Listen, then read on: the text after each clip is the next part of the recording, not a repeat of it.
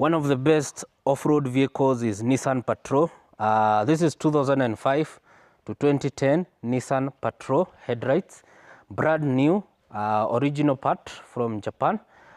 This one's it's a plug and play, plug, fit and play. You can see these are the connectors. The leveling device is down there. I showed you in the other video. So these ones actually, I'm giving them at a cash offer of how much? 38,000. Tulikuwa tunaziuza na 40k, but we have reduced the price to 38,000 for both of them. If you want a single, it's only 18,000. 18,000. Is it 18? Yeah, just come with 18,000. That's okay. Instead of 19,000, come with 18,000 and I'll give you one of them, okay? Located in Kitengela, we do help you install at a small fee.